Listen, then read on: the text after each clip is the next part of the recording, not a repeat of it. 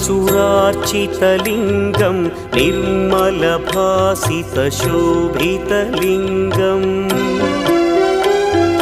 जन्मजदुःखविनाशकलिङ्गं तत्प्रणमामि सदा शिवलिङ्गम्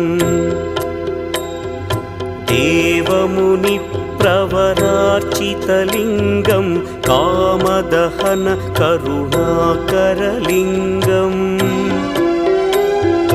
रावणदर्पविनाशकलिङ्गं तत्प्रणमामि सदा शिवलिङ्गम्